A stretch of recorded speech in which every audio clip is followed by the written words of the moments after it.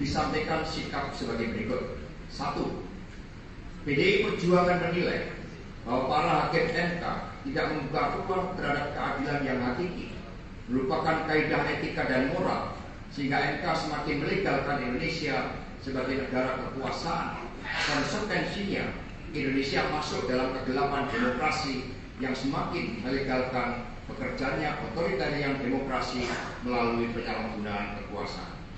Jadi kami juga mengucapkan terima kasih, mengapresiasi terhadap beberapa hakim MK yang berani menyampaikan kebenaran.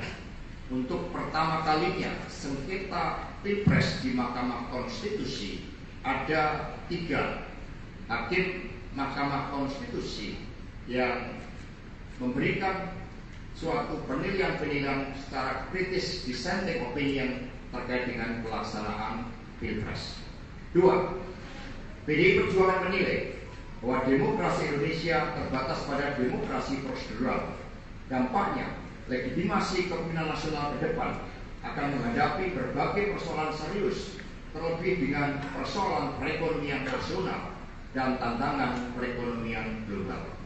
Jadi tadi dalam rapat dengan para ketua umum partai politik, Ibu Megawati Soekarno Putri, Bapak Mardiono dari P3, Pak Usman Sabta dari Hanura, dan Pak Haritanu dari Perindo, di situ dibahas berbagai persoalan terkait dengan melemahnya rupiah terhadap dolar, kenaikan harga kebutuhan pokok rakyat, krisis pangan, pertarungan geopolitik, dan juga di dalamnya dampak ketegangan di Timur Tengah seperti perang antara Iran dan Israel, ketegangan antara Iran dan Israel, dan kemudian juga terkait dengan dampak global warming. Jadi itu merupakan persoalan yang serius. 3. PDI Perjuangan mengkhawatirkan bahwa berbagai praktek kecurangan pemilu presiden 2024 secara TSN, termasuk penggunaan sumber daya negara dan instrumen negara, akan semakin mewarnai pelaksanaan pemilu ke depan, mengingat berbagai kecurangan pemilu presiden tahun 2024 yang dibiarkan akan cenderung diterapkan kembali dengan tingkat kerusakan terhadap nilai-nilai demokrasi yang semakin besar dan mematikan prinsip kedaulatan rakyat di dalam menentukan pemimpin. Karena itulah di dalam pemetaan pilkada tadi semua membangun spirit PDI Perjuangan ini rumah seluruh rakyat Indonesia. Di dalam proses menjadi pemimpin, kami tidak memilih seseorang itu dari aspek keluarganya, dari aspek kekayaannya, tetapi bagaimana komitmen ideologisnya di dalam menyelesaikan masalah rakyat, bangsa, dan negara. 4.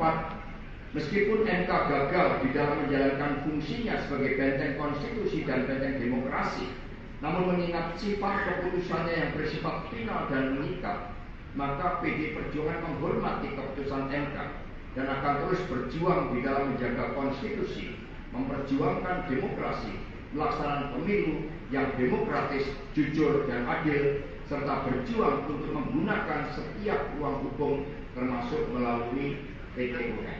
Sehingga PDI Perjuangan kantor ini menjadi rumah demokrasi, menjadi saksi bagaimana ketika berhadapan dengan rejim yang otoriter. Karena itulah legasi dan juga karakter yang dimiliki oleh PDI Perjuangan tetap akan melekat sebagai identitas bagi PDI Perjuangan. Dengan demikian, tadi Pak Ganjar, Pak Mahfud itu juga sudah menyampaikan sikapnya, dan kemudian juga mempersilahkan Pak Prabowo untuk melaksanakan tugas-tugasnya. Dan kemudian kami berikan catatan bahwa inilah demokrasi prosedural.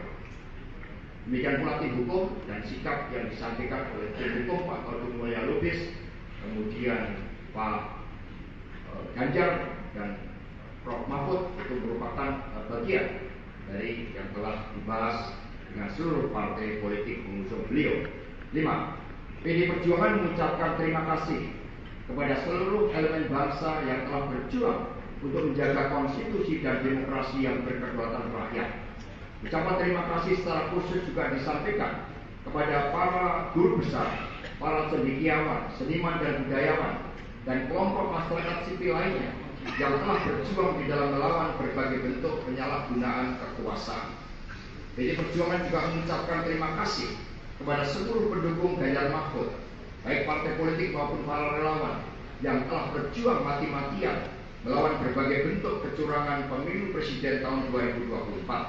Percayalah bahwa keputusan Hakim MK yang menolak seluruh dalil gugatan akan dicatat dalam sejarah dan keputusan tersebut harus dipertanggungjawabkan terhadap masa depan.